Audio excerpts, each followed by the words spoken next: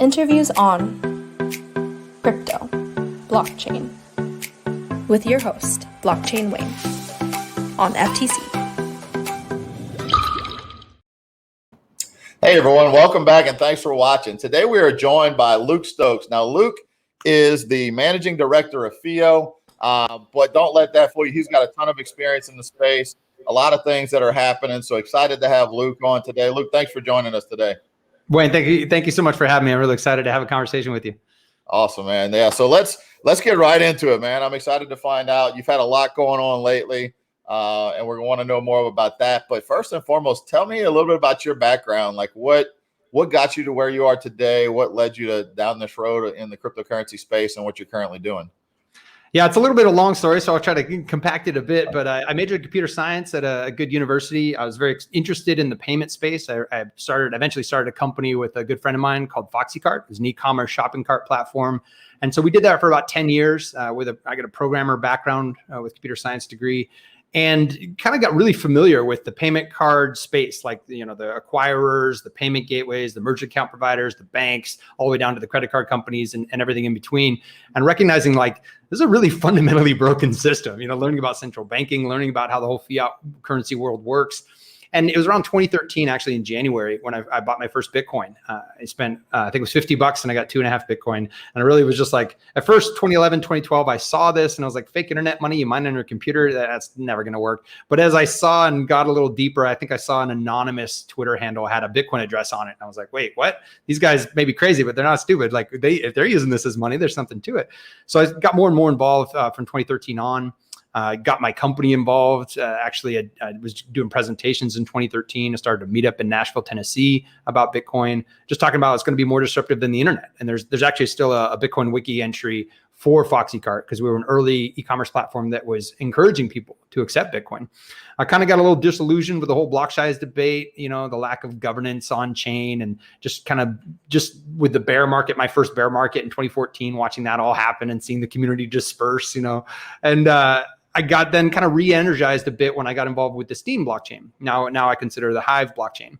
And so more than 5 years ago, joined that group, got interested in delegated proof of stake as an alternative to proof of work. So I just kind of expanded my perspective that maybe there are other blockchains besides just Bitcoin that can add value to the world. Previously, I hadn't thought that was a possibility. So I got involved in that space, the governance side of it, the kind of ease of use of the human readable addresses that the Hive blockchain has, where everyday people can blog and make cryptocurrency that way.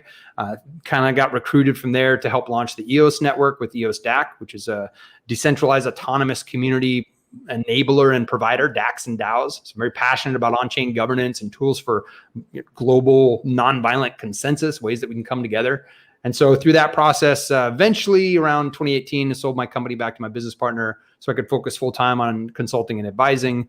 Eventually got brought in as a part-time consultant with the company that launched the first version of the FIO protocol, and went from a part-time consultant to eventually the chief decentralization officer to eventually the managing director for the Cayman nonprofit that promotes the Foundation for Interwallet Operability.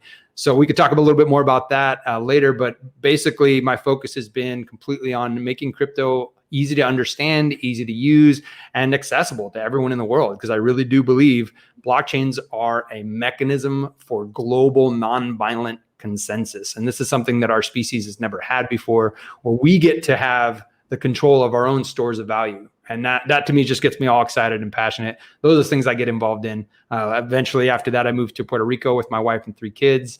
And later met up with Brock Pierce, worked with him on some stuff related to the EOS Foundation DAO. And it's just been an amazing wild ride. It's an incredible space to be in. There's nothing else that I'd rather be doing with my time that I think is going to be more beneficial and influential for the world. Absolutely, man. That's an awesome story. I'm sure we could probably talk for hours about all of that. But I did want to touch on, before we jump in, I do want to find out more about FIO and some of what you're doing now. I think everything you mentioned so far is really things people should look into that even people watching may not be aware of, like the Hive system, to where they can earn crypto. And there's so many different things out there other than just Bitcoin. There's a lot of things that can change the world, revolutionize it. But I want to talk about Bitcoin for a second. You recently had a trip down to El Salvador with a group of people, right? Can you tell us a little bit about that experience? That was amazing. And like I mentioned, just moving here to Puerto Rico, actually, a lot of people end up moving here because of Brock Pierce. I actually met him after I moved here, which is kind of funny. And we just became friends and got to connect. We have a similar passions for DACs and DAOs and just blockchain and crypto and freedom in general.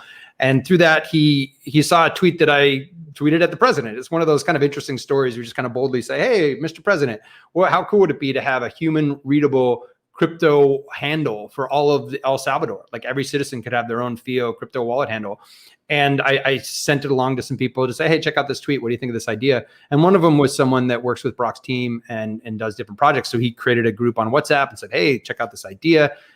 David Namdar and Brock and some others in that group were like, this is great. Let's do this. And next thing I knew, I was in a group on WhatsApp of people that are hopping on a jet. And so we did.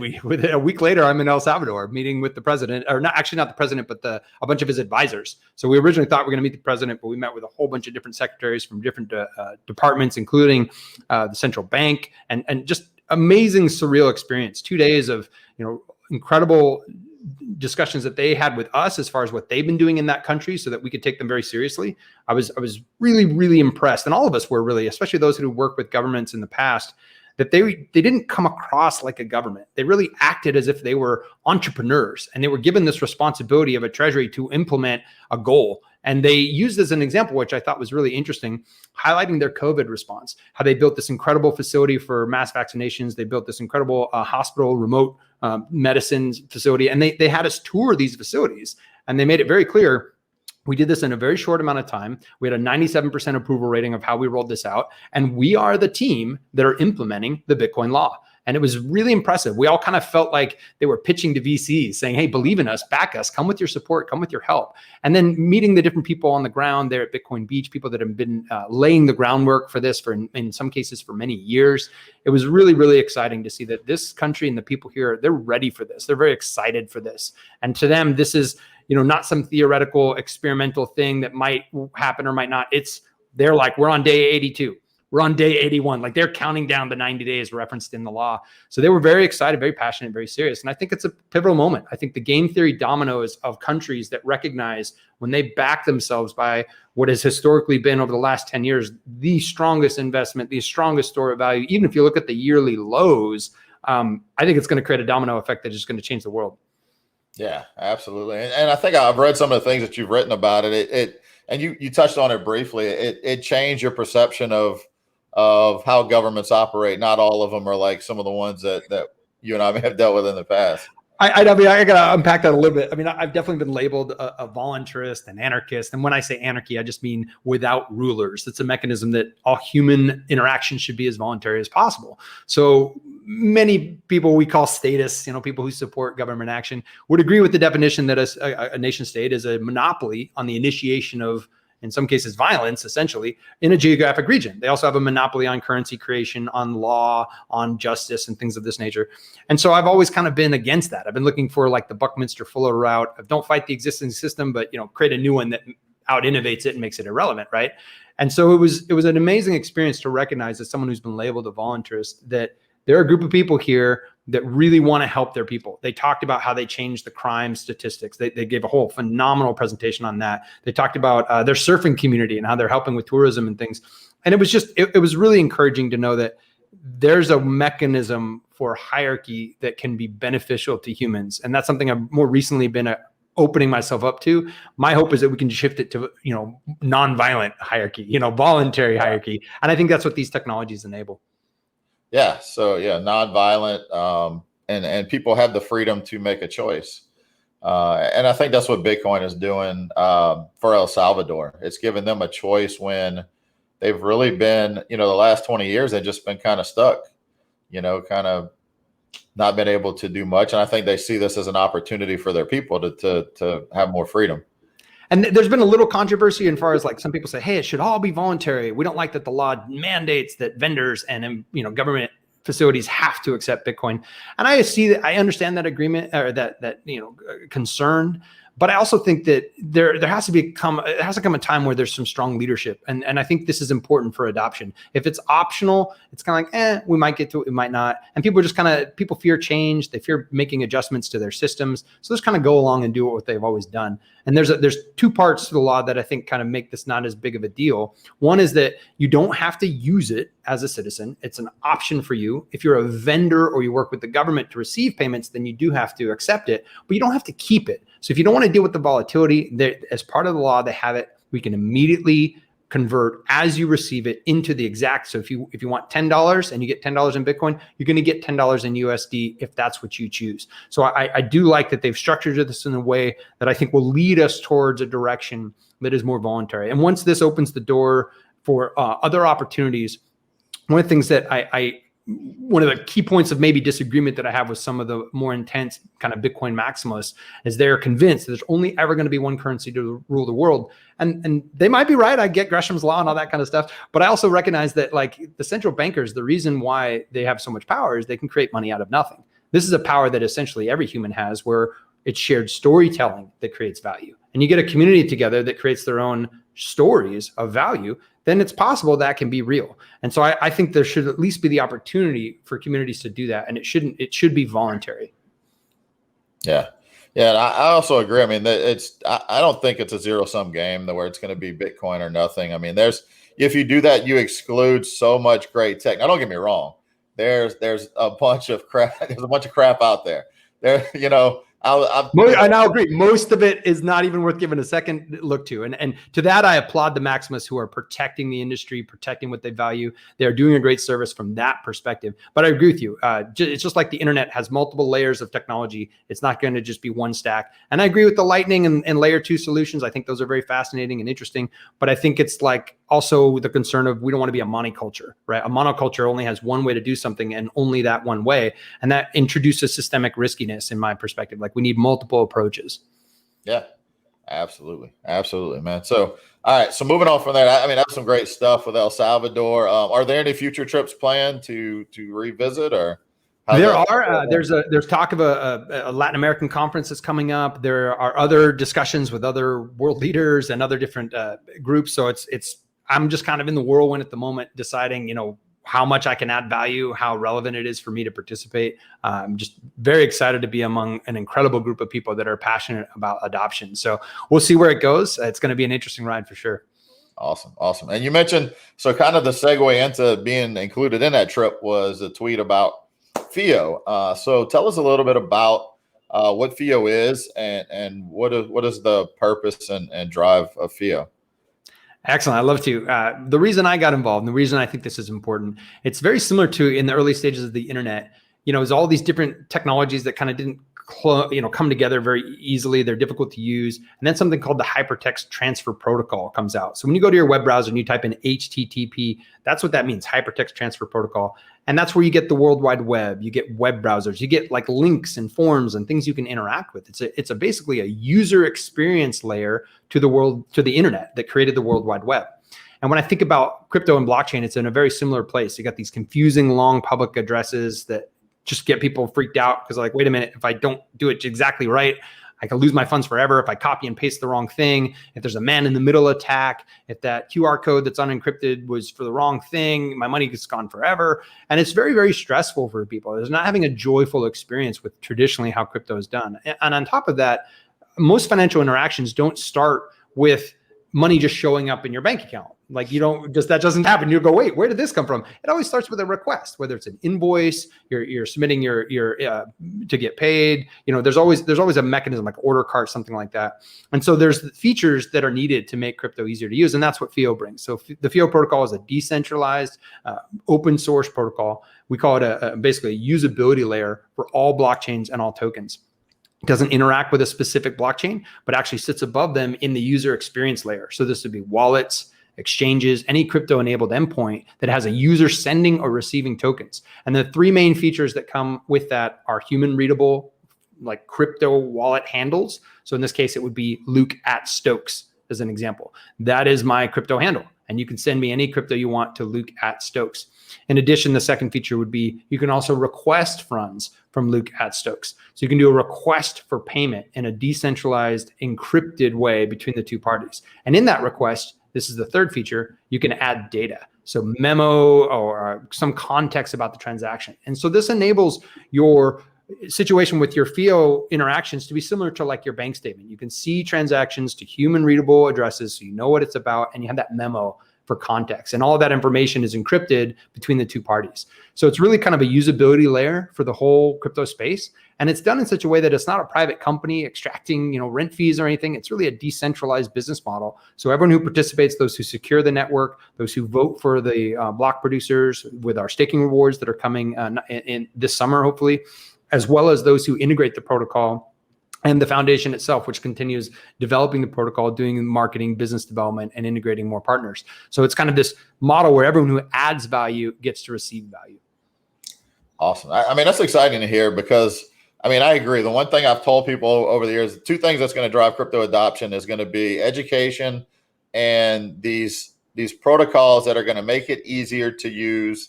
And I always use the email example. I mean, I like your example with HTTP. I think probably 99% of the people watching this probably didn't know what HTTP stood for. They're used to typing it, right? So, but having these interfaces that make it easier, and I give the example of a grandmother sending an email on an iPad with the swipe of a finger, and it's really evolved. Whereas if email would have stayed like it was in '95. we would not be sending as much email as we are now. So it's important to have those layers that make it easier for everybody to use. That's really what it's going to take. I absolutely agree. And I started building websites in 1996, and I was like involved in the internet as it was evolving and through the .com boom and all that. And even earlier than that, there's a protocol, another protocol for some jargon out there, SMTP. That was the protocol for sending and receiving emails. And you literally, in some cases, have to type the commands to be able to do that. And then along comes things like Hotmail and Gmail and AOL to just make that whole experience so much easier. And you're exactly right. Like once we make it easier, you're not going to have a situation where CEOs are like, hey, secretary, print out my emails because it's too complicated for me to be involved. I need to see it as a piece of paper. Now it's like everyone has email. It's like we've almost gone past email with all our real-time chat systems of like WhatsApp and Telegram and things like that. So it's just a matter of making these systems easier to use for everybody. Yeah, absolutely. So now FIO, I've seen some mentioning of FIO, especially on Cointelegraph recently, in terms of NFTs. Now, non-fungible tokens have been a hot topic as of late. So how is FIO contributing to the NFT space? This is something we're very excited about. And again, the FIO stands for the Foundation for Interwallet Operability. So we are kind of this usability layer across for the whole space. And what's interesting about that is that we transcend the tribalistic boundaries you normally see, where it's like, I'm just in my one wallet, or I just use my one exchange, or I'm just about my one blockchain or token. We kind of work with all of them. So one of the ideas we had as we're kind of evolving the protocol is recognizing, hey, we already have these really nice human readable addresses, which are kind of similar to what an artist would use if they were to sign their name on a painting. What if we had a cryptographically secure way for an artist to sign their NFT with a human readable address that you can verify on chain? And what that also adds is the ability to say, hey, that image, because famously a while back, there was an artist who rug pulled everyone, where they literally, all of his NFTs, he swapped them out with pictures of rugs. And it was a way to kind of wake up the industry to say, hey, you guys, all you're paying for is this bit of data that's hashed on a chain that points to a URL somewhere. But that image could be anywhere. It could be anything. And if you don't think about it carefully, it could be swapped out for anything else. And so we've got a couple different ways that we're adding value to the space by saying you can sign your NFT with a human readable address with your FIO address. In addition, and that'll be the actual token ID. So right now you map a FIO address to a chain code and a token code. With this improvement that's going to be coming out this summer, you can also map it to a specific token ID, which would be the NFT itself. And in addition, you can take a hash, which is basically another cryptographic signature of the data at the moment it was signed. So that way the artist can say, this image, the exact image that you're looking at, is the same image I intended when I created this. It also prevents someone from coming in and saying, hey, I'm going to be Beeple. I'm going to take a copy paste of a JPEG, put it on a different Ethereum smart contract, and pretend that it's a real thing, and then basically sell it off as a scammer. And the idea being, because that signature from either the kind of art gallery, or it could be the artists themselves, will reference not only the chain code and the token code, but also the contract as well. So you'll be able to know, like, this definitely is the valid contract minted by the original artist. And we think that's really, really important. Art is just one example of how non-fungible tokens are going to be used. Many in the space believe it's going to basically take over the world. Pretty much anything from tokenized real estate to rental property to, rental contracts with cars and scooters, and everything you can imagine is going to essentially be tokenized at some point. And we need to know that this industry can survive its infant stages, where there's a lot of fraud, there's a lot of uncertainty, it's just the Wild West. And by implementing something like this, and again, something that works on any blockchain, so it can work with Ethereum NFTs, it can work with EOS and Wax NFTs, it can work with Cardano NFTs that are coming out, it can work with Binance Smart Chain, and it's the same experience across all of them, a nice human readable experience that I think is important. So yeah, we're pretty excited about that project. We already have an MOU with an NFT platform that is going to be implementing the protocol as we develop it and roll it out to our community. I just even had another conversation today with somebody who's interested in lining up a meeting. So there's a lot of excitement there. I think people get it, that we have to protect this industry, especially in its early days. Yeah, that's right. If we want to see it continue to progress and move forward, and you gotta have those protections, because it's true. I can take a JPEG of just about anything and pretend to be somebody else and create an NFT, and so yeah, that's really important, and I don't think people understand that. I was watching. I just saw the other day. Can't think of the name of the guy, the longboard skateboarder that's skateboarding while he's drinking the cranberry juice. Oh yeah, the juice guy. Yeah. Dogface. Yeah, he goes by Dogface. Yeah. Well, anyway, he created an NFT of that, and he ended up having to scrap it and redo it because of some issues with he wasn't allowed to show the ocean spray bottle on the NFT, and then the song as well. So, I definitely see some overlap to where making sure that when you're buying an NFT from someone that they're the actual creator and they have the rights to do that. Now, I think NFTs in general are going to give people more ownership to their work, and to instead of having to rely on some third party to manage it for them, which basically holds all the rights. But yeah, the ability for anybody to create a profile, create a wallet, upload an NFT from something that's not even their own is dangerous if that gets too out of hand. And we've already seen multiple reports. Even mainstream media is reporting on this, saying, hey, what's up with this NFT craze? Look at all this fraud going on. So I think it's important for the providers of NFT marketplaces to recognize, like, I've got to protect my users. How do I do this without having to KYC everyone? That's another challenge. It's like, oh man, we don't want to destroy privacy and your self-sovereign rights that you get from a blockchain by implementing these draconian solutions, when there's better solutions to say, hey, build on reputation. When I tweet out, hey, I'm Luke at Stokes, and it's on my Twitter profile, if you trust my presence, that I've had online for more than a decade, you can have some level of confidence in that. And if I sign an NFT with Luke at Stokes, well, then it's real. And it's that simple. Just let the artists who are creating the work, and they don't have to be, they can be fully pseudo-anonymous as well. They can create whatever identity of trust that they want.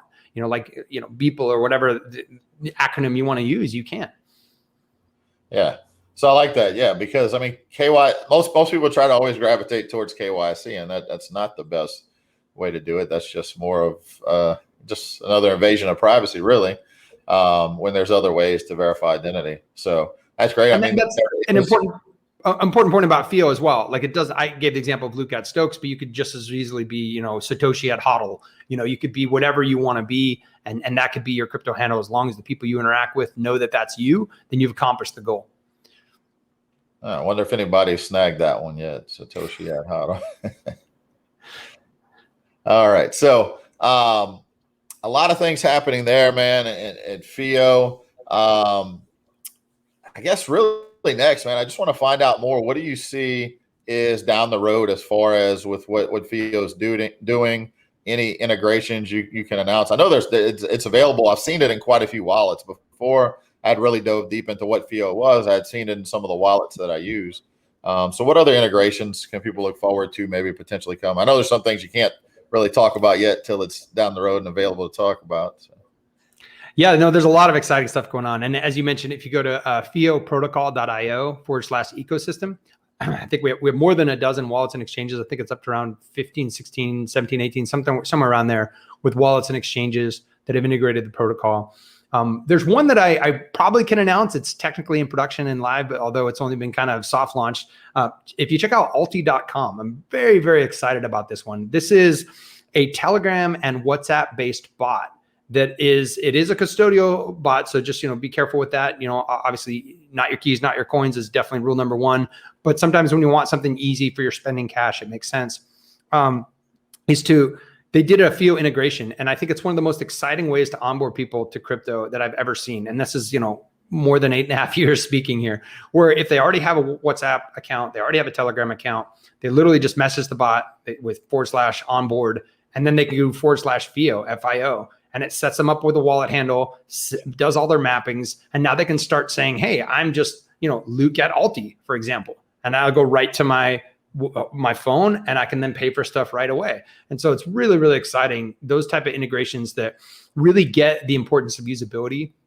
They're already thinking about onboarding people that are new to crypto. One of the other points that I wanted to make here that I think is important, a lot of people look at the crypto space as being this kind of like, wow, look at all these people. It's, $1 trillion industry. It's really tiny. It's actually like 2% of the world. Like we're not even close to where we can be. And when you look at the adoption of the internet as an example, it really didn't take off until about where we're at now. Like it was, 10 plus years. It was just kind of struggling along. And then all of a sudden, and this happens again and again with the doublings, and a lot of people don't have in their mind a perspective for exponential growth, is this idea that once this doubling starts going, you get to 2, 4, 8, 16, it takes off so quickly, it catches everybody off guard. And the fascinating thing about the adoption of Bitcoin as an example, the curve is sharper than it was with the internet. And where the internet was today compared to adoption of the Bitcoin today, they're about 7.5 years to 1 billion users. Where we're at today, I've seen estimates to say it's not going to take 7.5 years from where we are today at that same place. It's going to be more like 4 years, which is just incredibly mind-blowing and just shocking to think we're going to have so many people onboarded so quickly. And I think a big part of that is going to be things like the FIO protocol and this Alti integration, just super simple integrations where you can be onboarded in less than a minute. You're up and running and you can receive your first crypto. You can actually start using it. I'm really, really excited about that. So thinking about not only that, super awesome integrations like that make crypto more useful, but also thinking about the governance layers for all of these. I have a little project on the side I was playing around with. As I mentioned, I've been very passionate about DACs and DAOs, decentralized autonomous communities, consortia, companies, corporations, and also DAOs, decentralized autonomous organizations. And thinking about how you can use a FIO domain, the second part, like the Stokes part, and the full FIO address, the Luke at Stokes part, to act as an identity within a DAC or a DAO. And there's some really interesting ideas of how FIO could be used for governance to say, hey, if you have an address at this domain that's a private domain that only the members of that domain can issue that address, then you kind of have membership to an exclusive community. So there's some really interesting things. I think a lot of media companies, a lot of celebrities, a lot of different corporations that want to operate in a more decentralized way are going to be exploring DAC and DAO technology over the next coming years. And I think FIO could have a major role to play in that's interoperable with every single chain. So it won't matter which chain your DAC or DAO is on, you have this kind of human readable experience for interacting with it. Nice. Now, I do have a question about this. This is something I was curious about. So like we see with domain names where people would just go and grab however many domains as they can, just as kind of like with the intention to sell it down the road. Are you seeing that maybe happen? I mean, is it kind of similar to where someone can treat it as basically as an NFT, where each handle can be an NFT that can be sold? It is certainly an NFT, and definitely the kind of domain squatters is certainly a long going conversation we've had as a community to say, how do we, we don't necessarily want to incentivize that. And at the same time, and this has been a reminder that it's been made to me numerous times, that a lot of that speculation and innovation drove kind of the internet, buying up domain names and people willing to invest in the future is a really interesting example. So early on, before the mainnet launched last year in March, we did have an auction. So we did have an opportunity for anyone who wanted to speculate and say, hey, I want to, auction off these different domains. So we had kind of these exclusive domains we figured would be in high demand that people were able to auction. Once mainnet launched, it was free for all. Whoever wants to purchase domains can. And we do have a project I'm excited about that is hopefully nearing completion, which is a domain marketplace with built-in escrow. So you can have a fully, trust, you don't have to trust anyone involved. And you can have a system where a trustless system to buy and sell domains in the FIO ecosystem. So I think that's going to be really interesting as well. Let the market decide as far as what these things are worth and the value that are attributed to them. And also, recognizing that, we as a decentralized model, we're not attaching ourselves to any specific jurisdiction or any specific legal context. So within each situation where if a brand, for example, has a trademark on a domain, and then they can go to the owner and say, hey, we feel we have a right to this. That can be worked out by them without us being involved. The foundation's not involved. We're not like the ICANN organization. We're not going to be doing dispute resolution between these situations. That's going to be a jurisdictional issue based on the laws of the area you're operating in.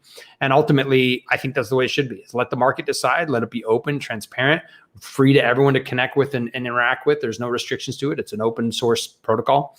And it's, completely voluntary for whoever wants to participate. So it's going to be interesting to see how that goes. I think there's a potential for squatters, but also I like that there's a lot of creativity. Like if your domain is not available for your wallet, for example, you could always do your domain wallet, and there you go. And now everyone knows that's the official one and the other one's worthless now. So there's a lot of different approaches that can be taken.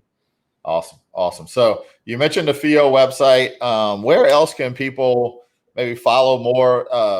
Where else can they connect with FIO, and where else can they connect with you if they want to see more about what you're into?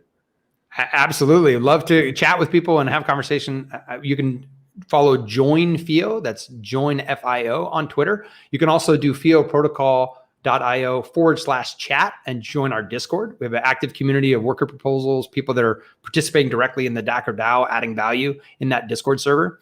As for me personally, I'm at Luke Stokes on Twitter. I'm also at Luke Stokes in Telegram and on Hive and a number of other places. Happy to chat with you and talk about all things crypto and blockchain governance, all these things. There's amazing stuff going on in this space. It's an incredible time to be involved. And if you're not involved, I would encourage anyone that's in the fintech space that's kind of watching this, curious about blockchain and crypto, kind of wondering, okay, where do I fit? I want to encourage all of you that you have a place to play in this emerging ecosystem. It's like someone just told you about the internet about to blow up and you have an opportunity to participate. And it doesn't matter if you're a graphic designer, a programmer, a marketer, a business dev person, whatever skills you have that are needed in a normal corporation, they're needed within these projects in the blockchain space. And in a lot of them, you have an opportunity for ownership with DACs and DAOs and equity tokens and things of that nature. So I would encourage you to look at the space, figure out where you can add value, because it's going to get really exciting really quickly. Awesome, Luke, man, it's been a pleasure talking to you, Dad. Definitely appreciate you coming on to share all your knowledge, wisdom, and really also the 8+ years you've been involved in the space. It definitely shows in the way you talk. And I think more people need to see that to realize this is more than just a speculative investment in a cryptocurrency. There's so many things that can come from this space. So thanks again, man. I definitely appreciate you coming on. It's been a pleasure as well. My pleasure. Thanks for having me. And it's an exciting time again to be part of this space. So anyone watching, get involved. Definitely check out FIO Protocol if you can. Get a wallet as part of our community, and so you have that great experience. And let us know what you think. Tell us how we can improve. We'd definitely love to hear from you. And thanks again for the opportunity. Really appreciate it. Yeah, absolutely. All right, everyone. Thanks for watching, and we will see you on the next episode.